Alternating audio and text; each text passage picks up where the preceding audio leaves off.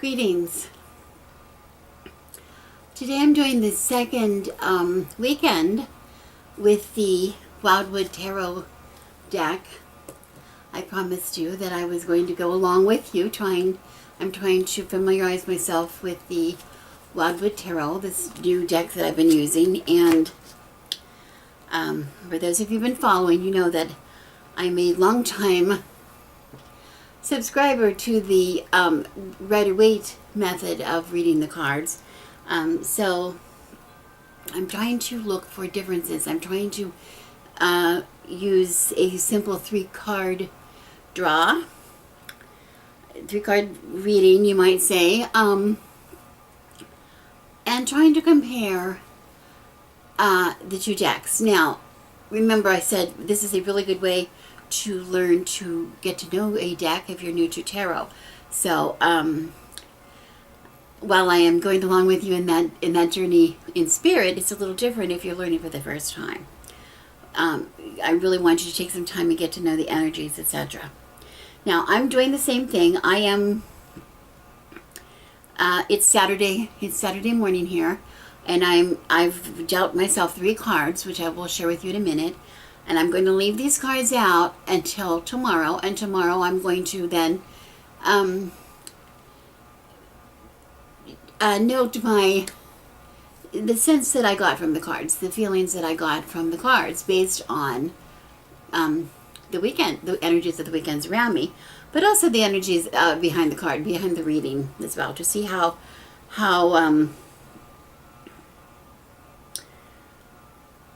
accurate my interpretation of the cards really is, you know. So that being said, oh, I also want to say that if you saw last weekend, I did my the first reading in the series.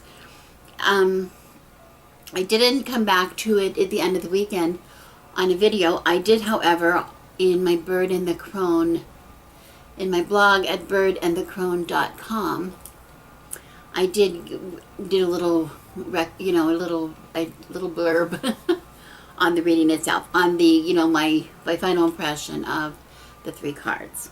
And I will continue to do that. So if you watch the video and you're curious what my final words on these energies are, you can tune into birdandthecrone.com. Look above at the tarot, look up in the heading at the top under tarot, and find the drop down for Journey into the Wildwood. And then you'll see I'll have all of these little blurbs on there as I progress. Remember I said I will only share the ones that I think are maybe interesting to, or at all to you, that maybe you could use this as a learning tool for your own sake. Okay, so I want to get into it. I don't want this to be a long video.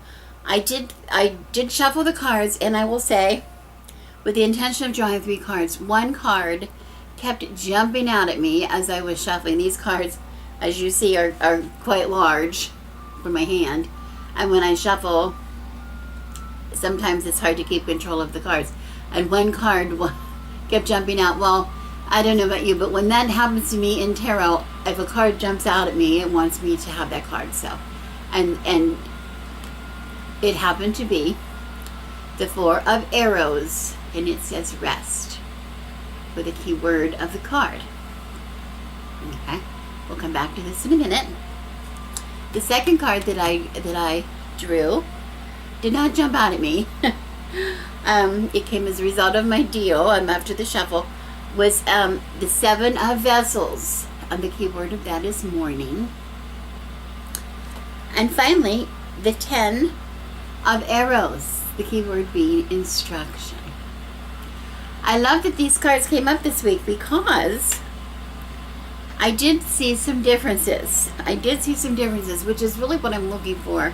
Remember, I'm saying if I'm going to compare the Rider-Waite meaning cards with the Wildwood Tarot, what's the purpose of doing that unless there's going to be some kind of a difference? Well, in the first card, there's really not too much of a difference because the 4 of Arrows, of rest, corresponds in the Rider-Waite deck with the 4 of Swords. I hope you can see these. You can get these images online if you can't see mine, but it's the Four of Arrows and the Four of Swords. Remembering that that's one of the differences in these decks. Instead of the arrows are used in place of the swords in the direction of the east or here. Okay. Well, traditionally, of course, the arrows. I mean, of course, in the Rider-Waite is a need for a convalescence of some kind. There's some kind of a rest after some kind of a illness, or maybe some kind of an experience, some kind of a some kind of a distressing experience, maybe, or maybe just a lot of hard work. This rest could be, it's usually read as either you need to go take a vacation, or sometimes the vacation is imposed on you, like maybe you get a layoff from work or something like that. But whatever it is, it's usually read as a positive, with a positive note, because it's, if you get lay off from work, sometimes that's read as, well, there's probably a blessing in disguise in that. Maybe that wasn't the right job for you, or if you wouldn't get the layoff, you would never be available to take the new opportunity that's going to come for you. Okay, so anyway, both of these cards in both systems seem to read this card, this 4, in the position of air here, the 4 card, to say how much the rest is needed. Okay, the difference we can see right away in this card of the Wildwood Tarot is, look at the size of the butterfly. And the butterfly we really know to be transformation, right? That's a symbol, a very obvious symbol for some kind of transformation, some kind of change. Okay, so this is a period of rest, which is necessary, but there has to come, something is going to come out of it. Okay, this is sometimes maybe rest for rest's sake, but also in the position that I took, that maybe a layoff, which is an imposed rest, opens up an opportunity to a new job opportunity. The emphasis, I'm so hot, I'm sticking to my cards and they're traveling with me. This one, it's not just, it's imperative. This rest is, this is the emphasis, and the difference in the deck. The emphasis is on how important rest is, not just to your body. Physically, your body cannot function without sleep, but also for your mind and imagination as well. That is for perfect health, for good health. It emphasizes your need your mind needs to be free, be well rested, in order for inspiration to come, insight as to what's going on in your life to come. And a lot of that time comes through rest, which could be meditation, lucid dreaming. Oh, and I do this all the time. I'm always trying to work out stuff in my dreams. I work really hard on dreams. And I thought it was very interesting that this card flew out at me, because today, of all days, is the day, and I don't know how many, a series of, maybe the last week actually, where I've had little to no sleep at night. I'm having a lot of trouble sleeping. Last night, I'm just so screwed up in my pattern of sleep. Actually, I'm falling asleep in the night in front of the television and sleeping and getting up in the wee hours, then going to bed and not being able to go back to sleep, and it's really affecting me. So I thought this was very telling that this card came up. Okay, so we see a little bit of a difference. There's not a great big difference in those two decks, but enough that you see this is sort of an interesting twist. Because normally, when we think of rest, going and getting some rest, we're thinking of physical. Our body is physically tired. Or maybe our mind is just wanting to get away from the work, stress. But we don't think of rest in terms of using those periods of rest to increase our concentration, to increase our understanding of what's going on, to increase our insight, to increase our levels of inspiration and creativity, which is so important to have a well-balanced life. So that's an interesting point. Okay, the second card, the 7 of Vessels, and it says morning, and this is one that is a little bit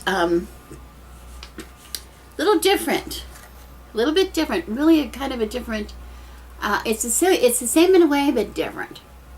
The corresponding card, of course, this is Vessels. Vessels is in the west, water, the water sign. This corresponds with the Seven of Cups in the Rider-Waite system. And I'm going to talk about the Rider-Waite first, because this is what I know. The Rider-Waite is all about choices. And I don't know if you can see the card. I've showed you this card before. But the card is, every cup has some different thing in it. And it's very obvious when you look at it that some of those choices that you're trying to make a choice. The Aquarian is trying to make a choice. Or should be making a choice. There's all these things available in their minds. Oh, well, should I do this or this or this? And the message behind this card usually is, some of those things are realistic ideas, but a lot of those things are just fantasy. Like, that's never going to happen. That's just is not going to happen, right? Either good or bad, it's just not going to happen. So you need to be honest about what are your options. This calls for the Aquarian. You need to make some decisions based on, really, come on, let's look at this. Let's look at this and be honest with what really you can obtain, right? Well, in this card, in this deck, the Seven of Vessels, the key word being mourning. Well, what is mourning all about? Mourning is what you do after you have lost something, right? It is the process of recovery that comes after you have either lost a person or you have failed in some way. You mourn a failure. You mourn a person. But the significance of this card is that you do not often realize what things were important until they're gone. There's sort of a cloudiness as to what is important and what is not important until, and here, what is real and what is not real, sort of that same kind of confusion, right? What is significant in your life? What is really significant? That's the message of both cards. Whether it's here in the present or in the past, learning that lesson of what is important and what is not, being able to change. And also, after you lose something, or you have to give up, some of these ideas you got to abandon, right? They're nuts. They're nutso ideas. Some of them you got to abandon. Well, here, the abandonment process. What process do you go through to come to reality? What is the method? How do you get back to reality and say, well, that was an idea I had, but it's just not going to come to fruition. It wasn't a real idea. It wasn't realistic. Okay. I wish I would have known back then. How many times we say that? Well, that's what this card is about. And it's about, you really also don't have to wait until it's gone to try to understand what it is. Does that make sense to you? Okay. Just putting it out there. Remember, I'm looking for these energies. I'm not really sure yet. It's going to be the combination of these three cards that's really going to tell me my energies. Right? Don't put too much emphasis on one card. That's the lesson. It's not about one card. It's about the three. The three together. Okay? This last one is very different on the surface from the Rider-Waite corresponding card. This is the 10 of Arrows. It says instructions. I know a lot of you are right away saying the 10 of Swords. Oh, we've seen that one a lot. And we don't like the 10 of Swords. 10 of Swords. Dun, dun, dun. This poor soul laying face down. 10 swords plunged into his lifeless body. That can't be good, right? It cannot be good. We think, how could that be anything good? Well, it really signifies usually that something really painful and devastating has occurred, which a lot of personal loss has come about because of it. But this card doesn't speak of the loss so much as it speaks for what comes next. Because if you will look, and we're going to talk about this in another video I'm going to do later today, on another little bit different subject, but look at the horizon. Look at the sun coming up. The sun coming up is saying, something's going to come on beyond this. The person needs to get up, pull those swords out of his back if he can, stand up, brush himself off, and rise even stronger than he was before. That's the purpose. You learn from your past, learn from your mistakes. We all, it's so interesting. Some of you are following me on my Facebook page, and I have I'm in the SCA, and we have to make our own stuff all the time. which is the cause of much stress for a lot of people because not everybody has the same skill level or same patient level. And we're trying to, particularly in the amount of our costumes that we wear. I know, and it's possible to buy some, but they're very, very expensive, or sometimes they're really not appropriate to you, or finding something appropriate to your persona's time period or whatever. So most people end up making them or having somebody make them for them or whatever. So people are always sewing. And a big conversation going on about, we always look at what the finished product. But how many times, somebody was posting, this is the fourth time I put the sleeve in backwards in this garment, right? And I'm, posting mistakes, how many times we've made mistakes. And how many people say it is from the mistakes. We need to share our mistakes because that's how we truly learn, when we make mistakes. Well, that's what this card is speaking to. It's those mistakes that we make in life. Sometimes we have to make them quite a few times before we learn something, okay? So this is all about learning from your coming after something, taking the good important lesson out of this horrible thing that has happened and using that good important lesson sometime in the future to help you in another situation. In the Wildwood Tarot deck, totally looks on the surface to be completely different. This is in left field. What in the hell is this about? Because this is about instruction. And here we see an older man teaching a young boy how to shoot a bow. How to shoot a bow. And on the surface seems to be all about the old passing on to the new, right? The old person passing his skills on to the next generation, or the new generation coming forward. Passing on the wisdom, passing on the skill, which is really, really important that happens, of course. But how does that relate to this? Does it relate in any way to this? Well, absolutely it does, because this speaks of, there's always somebody, if you haven't learned the lesson, if you don't have the skills to cope with this devastating, horrible thing that has occurred, there are people around who can help you, who have experience in this situation perhaps, and can help you overcome it, can help you summon up your courage to rise up and do something about it. Okay, so in that way it relates very significantly to that energy. At first glance, okay, I'm going to live with these three cards for a few days, for today and tomorrow anyway, but at first glance I was thinking, these aren't even my cards. I was thinking of a friend who's going through some kind of real bad thing right now, and it's just been on my mind constantly because this person just cannot seem, he suffered a loss a good while ago, and he just does not seem to be able to cope with it. He does not seem to be able to have the coping skills to get through it.